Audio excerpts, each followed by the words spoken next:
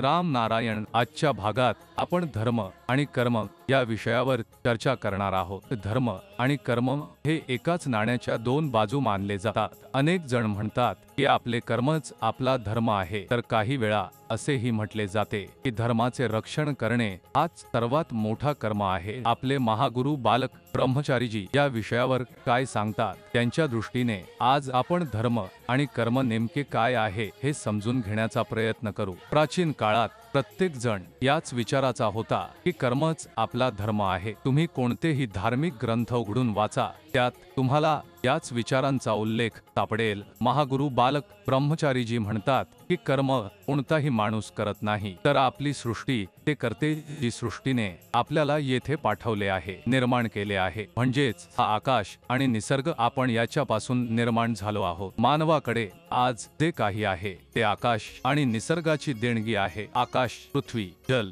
वायू आणि ऊर्जा या पंचभूतांपासूनच सगळं निर्माण झालं आहे। जर हे नसते तर आपण श्वास कसा घेतला असता, आपण जिवंत कसे राहिलो असतो। म्हणून कर्म ही सृष्टीच करते, माणूस फक्त विचार करतो आणि तत्वांवर चालतो। आकाशाने निसर्गाची निर्मिती केली, निसर्गातून सृष्टीची निर्मिती झाली आणि सृष्टीमधून आपण सारे निर्माण झालो। हे सर्व एकमेकांशी जोडलेले आहे। याच्यामुळे आपल्याला ऊर्जा मिळते, आपलं चैतन्य जागृत होतं आणि आपल्या विवेकाची निर्मिती होते। माणूस जे काही करतो ते बरोबर आहे की चूक हे आपला विवेक आपल्याला सांगतो। जीवनात अनेकदा अशी परिस्थिती निर्माण होते की आपण एखाद्याचं हृदय दुखवतो, नको ते वागतो आणि विचार करतो की आपल्याला कोण पाहत आहे, आपण कुणाला सांगणार नाही तर कोणालाच कळणार नाही। पण आपल्या मनातील विवेक आपल्याला सगळं सांगतो। जेव्हा आपण चूक करत असतो तेव्हा आपला विवेक आपल्याला सावध करतो की हे चुकीचं आहे, करू नका। म्हणून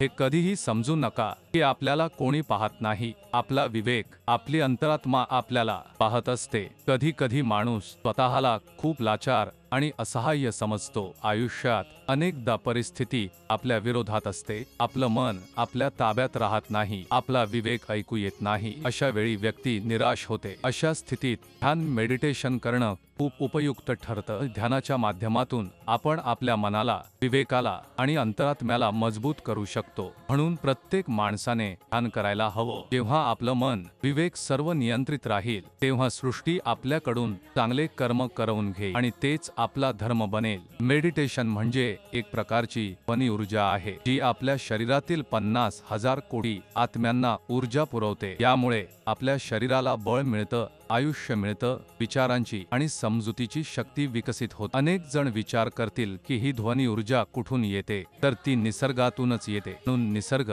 सृष्टी, आकाश, ब्रह्मांड हेच सर्व काही आहे, हेच आपल्याला आयुष्य देतात आणि कर्म करवतात। राम नारायण राम या नावाशी आपण जोडले गेलो तर संपूर्ण ब्रह्मांड आपल्याला आठवेल। या बीजमंत्रात संपूर्ण ब्रह्मांड सामावलेलं आहे। म्हणून राम नारायण राम याचा जप करत राहा आणि कर्म व धर्म याची काळजी करू नका। या बीजमंत्राशी जोडले गेल्यावर कर्म आणि धर्म दोन्ही आपोआप आपल्या हितासाठी काम करतील। राम नारायण राम।